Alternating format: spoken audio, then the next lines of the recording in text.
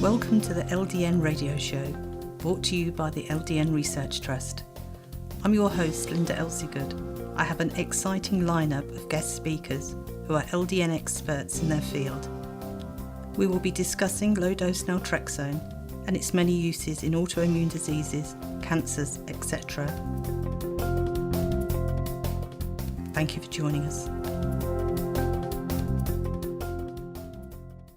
This show is sponsored by Mark Drugs, who specialise in the custom compounding of medications, assuring that the client gets the proper prescriptions for their unique needs and conditions. They work with practitioners, integrating knowledge and treatment of experts to create comprehensive health plans. Visit markdrugs.com or call Roselle 630 529 3400 or Deerfield 847 419 9898. Today my guest is author Julia Schopick, who wrote the book Honest Medicine, and she has a new book out now called The Power of Honest Medicine. Thank you for joining us today, Julia. I'm delighted to be with you, Linda. So, Thank you for inviting me. Tell us a bit about the first book first, please. Okay, I'd be delighted to. My first book, Honest Medicine, which was published, oh my goodness, in 2011, was about it resulted from, I should tell you briefly, from experiences I had with my husband, who was a 15-year survivor of a cancerous brain tumor. And what I found was that things that we did for him, including nutrition, things like that, made him live longer. He was supposed to live 3 years maximum. He lived 15. And I found that the doctors were not at all interested in anything we were doing. They did take credit for his being a miracle patient, by the way. They didn't deny, But so I decided that there must be treatments that doctors don't know about, but that are very, very effective and that patients would want to know about. So I wrote Honest Medicine. I really looked for, these treatments. They had to be, I won't go into detail, but they had to be really reputable science-based treatments. One of them was Silverlon, the treatment that healed my husband's non-healing head wound, when he wasn't healing from the second craniotomy, the second brain tumor surgery. And then, of course, there was intravenous alpha-lipoic acid, for liver disease and some cancers, and the ketogenic diet for pediatric epilepsy, and finally, low-dose naltrexone. And what I found was, I went on over 200 radio programs, and the book was reviewed at lots of places. Everyone was more interested in LDN, low-dose naltrexone. So I decided that another book should be just about LDN. So that's a brief snapshot. Mm-hmm. So the second book, tell us a bit more about that. Well, the second book, was very long in coming. It took me several years to complete it. I wanted it to be, it was, about low-dose naltrexone, but I wanted it to be universal. I wanted it to be international. So I was very active on Facebook, and I used Facebook to, get my people who were going to be part of it. You, as you know, are part of the book, and people from all different countries are part of the book. And I wanted it to be representative of not only the first book, Honest Medicine. The stories about LDN were all about people with MS. And this one has MS, but several other autoimmune diseases as well. And it's just a very interesting book, especially for the lay public, because to get the word out about LDN for all different conditions. Mm-hmm. And from all the radio shows you have done and all the publicity you have done, what would you say has been the main condition that LDN is being used for in the marketplace that you've been dealing with? Oh, what an interesting question. I haven't really analyzed that, but I would say probably, MS is its poster child. You know that. I mean, that was the first. The MS patients, were the first ones to get active, in getting the word out about LDN. But I think also fibromyalgia is a big one, and Crohn's disease. Oh my God, Crohn's disease, even Parkinson's. The conditions that I write about, lupus. I think all of them. I'm hearing from people with all of them, and I tried to pick the ones, by the way, Linda, that were most. Do you want to say popular? I don't know if that's the right word, but that most people had. Hashimoto's was a big one. I thought of including Graves' disease, but Hashimoto's actually, there's a website, a Facebook group dedicated to thyroid, but most of the people who participate are Hashimoto's. So I would say that if I sound like I'm hedging, in a sense I am, because I think that all of these conditions are equally important. What do you find? You interview lots of people, even many, many more than I do. Well, what do you find? There are hot topics at the moment, as you probably know, and the biggest one, we're doing a documentary to address the opioid crisis, and I know maybe 10 pain specialists who are using ultra low dose naltrexone to wean people off of opioids. It's really, really interesting. I don't know how much you know about that. Not enough. Okay. And yes, very interesting. So what they do is use microdosing. So, if you think, 0.5 milligrams of LDN is low, ultra low dose is 0.001. It's so minuscule. But when used with an opioid,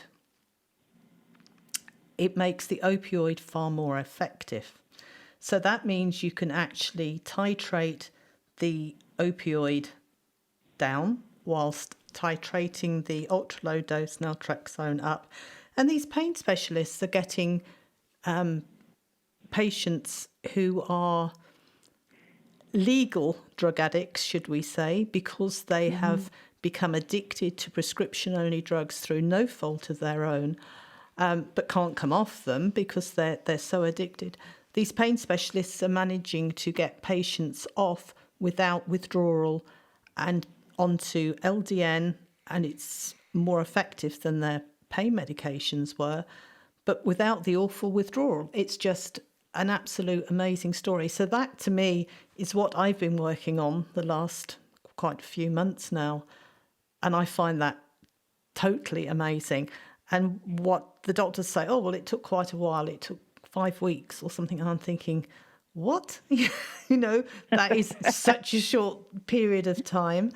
And I've had the pleasure when I went to America to talk to some of these patients who have managed to come off the opioids.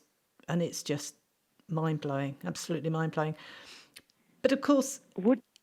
I'm sorry, go on. This is fascinating. The pain that people have, you mentioned fibromyalgia there, but there are so many other types of pain that LDN is being used for.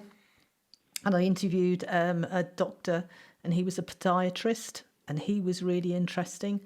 Now it's being used by dentists, it's been used in eye drops, not only for Sjogren's, but other ocular eye problems, and it just keeps growing. The list of conditions that LDN can help with is growing and growing. So much so it's growing like Topsy, exactly, as we say in the United States. Yeah, yes. And we are going to have a second LDN book which will address more conditions, because obviously there's only so much you can get in a book, as you know. I do. But dementia is another really good one. Alzheimer's, memory loss, it's quite a big hot topic. But I could talk all day and every day, and I probably do, about LDN, but it's so interesting. It's evolving the whole time. And with the microdosing, and we're finding, okay, in your opinion, what would you say the success rate is mainly for people with chronic conditions using LDN? Pretty high. Give me a number, a rough number. Oh, this again, you ask the hard questions, as well you should. Would you say 80%? Okay, let's go for 80%. So that's 20% that LDN isn't working for. But Yeah. with using ultra low dose and doing different dosing protocols, depending on the condition, whether it's a mental health condition, where they're using double dosing. Sometimes they're using 3 times a day dosing for different conditions. But by tailoring the dose in microdoses, going up, coming down, working with an experienced prescriber, that 20% of people who haven't had success with LDN, it's nearer to the 100 than the 80%. So this is like a huge story. And now my question, I have a question for you, if you don't mind. Yeah. How can we get the mainstream media to, this is one of my big bugaboos, when I go on interview shows, but also in the book, in The Power of Honest Medicine, that the mainstream media, because they're so controlled, at least in this country, by pharma, won't do that. But maybe for the opioid crisis, they would. Well, the documentary will be out soon. We're finishing filming it next week. But what we did a pilot trial a few weeks ago in America. I was invited to the PCCA, which is the Compounding Pharmacy, whatever the PCCA stands for. I know. It eludes me now. It's the organization, right? Exactly. And they wanted me to tell my story and that of the LDN Research Trust and what we'd been doing. And it was quite funny. I did a talk in Madison, in Wisconsin as well, and another one we did in New Jersey. So there were 3. It's very, very exhausting and tiring, all the different meetings that went along with the talks. And we did some filming of the pain documentary, and I caught something on the plane coming home. I'm just about recovered before I go back again. But we're not going to have a conference next year. The conference will be in 2021.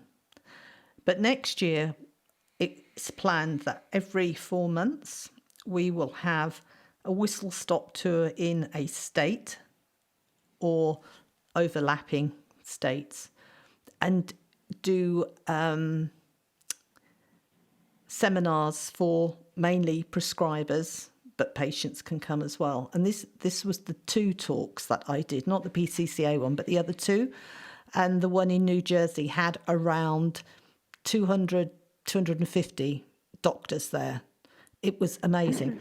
Isn't this amazing? Actually, I'm sorry, go on. Actually taking the word out there and teaching the doctors, it wasn't me doing the teaching, by the way, and showing the facts and the research and new dosing protocols and getting doctors on board to listen to the new way. And some of these doctors had been prescribing LDN for 10 years or so, and they were totally blown away with the new concept and idea, so that we don't have this 20% that LDN isn't working for. They're the people that we're trying to help.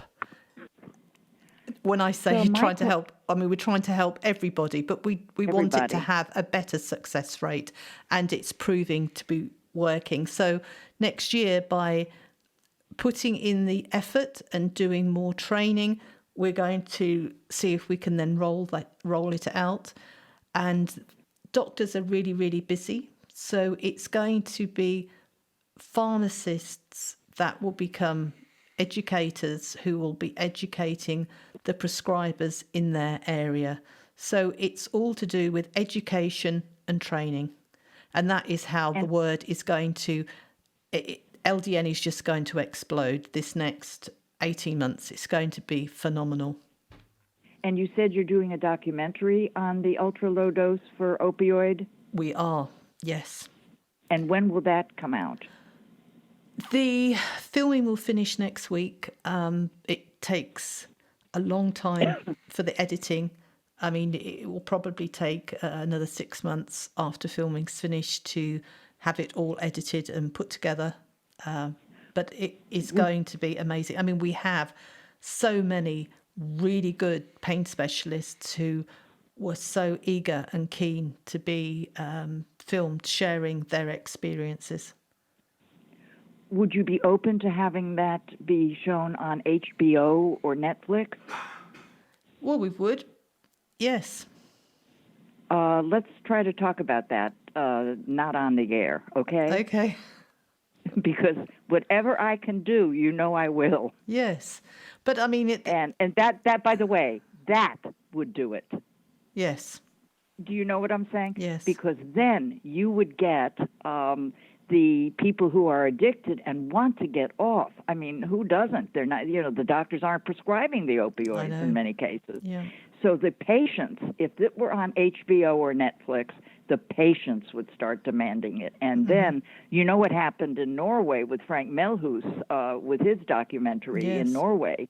The prescribers went from 300 to 15,000 overnight. I mean, the prescriptions. Yeah. And so my theory is that if we can get something about LDN on something like HBO or Netflix, a station, by the way, that does not depend on advertisers, because who do you think is most of the advertisers in most of the media is of course pharma. Mm-hmm. So, but you would be open to it. Oh yes, everywhere and anywhere we could get it out there, for sure. Well, I will put my thinking cap on, and if you don't mind, I will start talking it up a little bit. Okay. Yeah. All right. Mm-hmm. This is exciting. It's very exciting, and this I'm is so why. Glad what? This is why I am just so busy the whole time, and but it's too exciting to stop. Got to keep going. You know, from I call you one of my LDN heroes in the Power of Honest Medicine, and I was very careful because all of the people in my book are heroes and heroines. Do you know what I'm saying? Mm-hmm. I didn't want to, but I did single out 4 people, and you were one of them, and you know why. I mean, you're the Energizer Bunny, and you won't quit until you make, and you are succeeding. I don't mean you're gonna succeed. You are succeeding. It's amazing. Yes, well, I'm stubborn. I think that's what it is. I've started, so I want to finish. But I've been doing this 15 years now, and we had last Monday, we had 2 people die that we know very, very well in less than a 24-hour period. And that knocked me for 6, and I was thinking, okay, so this is what I've done in 15 years. Have I got 15 years left? How many more years have I got? Can I complete everything that I would like to complete in my lifetime? It's a bit of a reality check, isn't it? I'm not a young person anymore, but still, I hope I have many years left to continue. Well, your legacy is huge, and I know you do have many. You know what? You're too stubborn to die. Isn't that great? I do believe, though, when your time is up, your time is up. Well, I think you have a lot more to do, and I'm very excited about this ultra low dose, for the opioid, and I think this could be the way we get to mainstream media. As I said, not with stations that are pharma, supported, but now with cable, there's so much more, and with things like Hulu and Netflix, and there's so many more options. Mm-hmm. So this may be it. Well, we can hope. We can hope. But in your book, Julia, off the top of your head, and I'm sure you must have a list there, what conditions do you cover? Okay. The conditions that I cover in the book, and you're right, I do have a list. They are, let me get them out for you.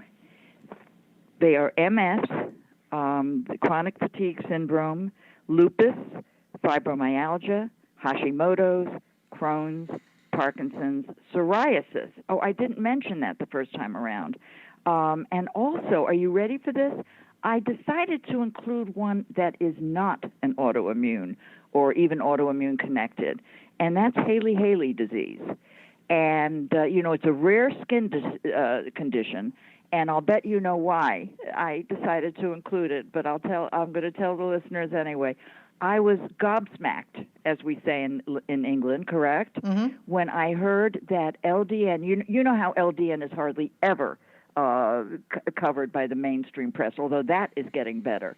But JAMA, Journal of the American Medical Association, the JAMA Dermatology journal, actually did case studies, published case studies of Haley-Haley disease being helped by LDN. And I was like, oh my God, this is big, So that is one that I included, even though it was not an autoimmune disease. It's a genetic disease. Mm-hmm. I was talking with Jackie Bahari about it, and I don't know the name of it, but there is a related autoimmune disease, but it is not Haley-Haley. So it works not only, as you know, it works for not only autoimmune, but many others. Yes. So those are the conditions. I was surprised because the people with rheumatoid arthritis, you can understand that that's a autoimmune disease, but people with osteoarthritis, it also works for. And after speaking to pain specialists, there doesn't have to be an autoimmune component. LDN helps with pain. Yeah. And all of this is just coming out daily. There's more coming out all the time. Yes. Yes, exactly. So it's really exciting, and we are also going to put together an ebook for our 15th anniversary, which is this year.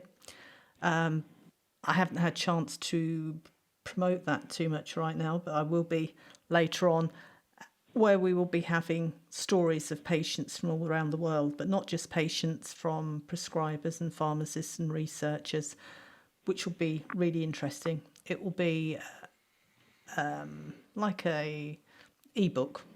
We're not having it printed, we're having it just as a free download. So that will be interesting, just as a celebration of the 15 years. As if I haven't got enough to do. I don't know how you do it all, but I'm going to ask a favor. Mm-hmm. Is there any way that I could get a sneak preview of the LDN, the ultra low, with opioid, when it's done, before you do it? Because I would love to see what I could do to get it out there in the mainstream. Yep, remind me nearer the time once it's done. Yeah. Yeah, because it's much more powerful if you say, it's powerful if I say, I know this woman, I know her work, and by the way, here are links to her other work. Do you know what I'm saying? But if you say, I have seen it, and it's most impressive, that can really help. Okay. So I'm excited. I'm very excited. How it's all evolved, and as I say, these protocols to help those people where LDN, for whatever reason, they couldn't get the results, to actually be able to increase that number. What do you think is the reason why some people just don't have any luck with it? The 20% we were talking about? Because they might be sensitive, they might need to do it very gradually, very slowly. They might need to take it twice a day, 3 times a day. Yeah. Sometimes you have to go higher, but you need a prescriber who understands how to do the titration. Yeah. But, for the majority of people, LDN works really well without having to go to those measures. But there are some people who need that help and support. So I think there's another reason. I didn't add, and that is sometimes, on Dr. Gluck's website, lowdosenaltrexone.org, he has an article about why choosing the right compounding pharmacy is important. And some of them say they do it, but they really don't. But even the ones that do it correctly with the rapid release, the patients still they don't get 100%. Yeah, or that's true. More than 90% or 80%. So it's not just the compounding.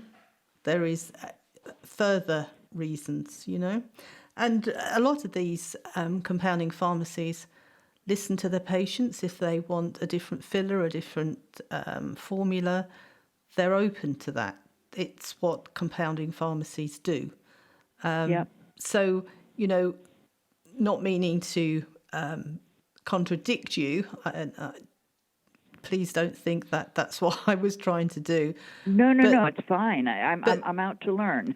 Yeah, but I would still think there is other reasons, just by everybody doing the same formulation with the same product, they're not going to be able to help everybody how it is at the moment. It is really, you need to tailor that dosing protocol for the patient, which is really exciting, very exciting. Well, and the prescribers are excited by it too.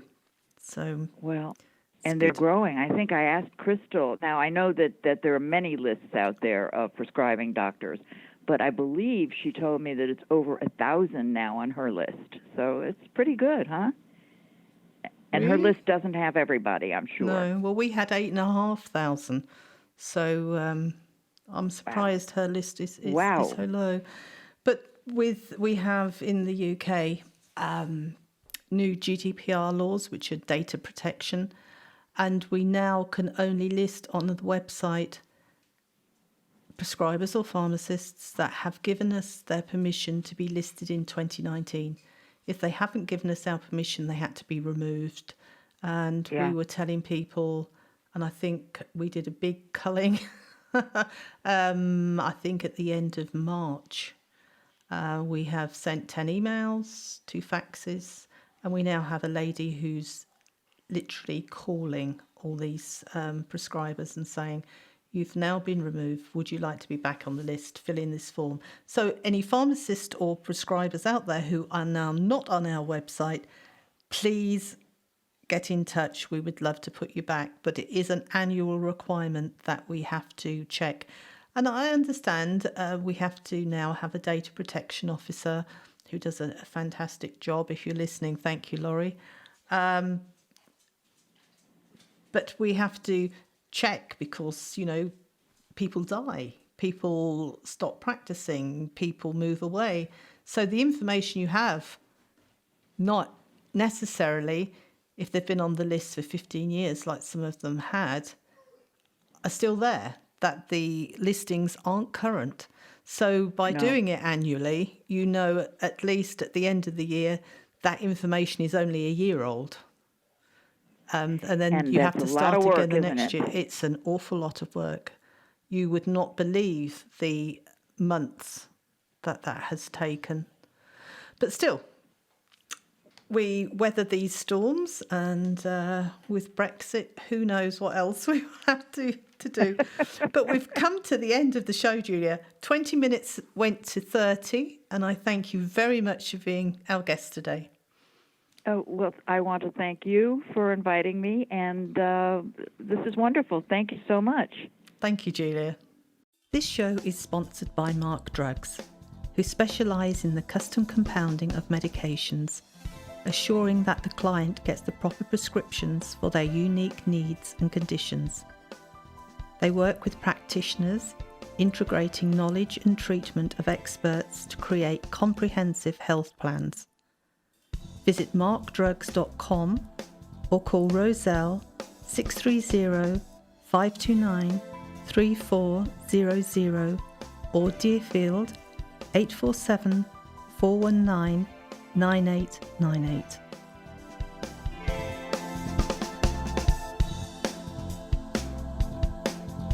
Any questions or comments you may have, please email me, Linda, Linda, at ldnrt.org. I look forward to hearing from you. Thank you for joining us today. We really appreciated your company. Until next time, stay safe and keep well.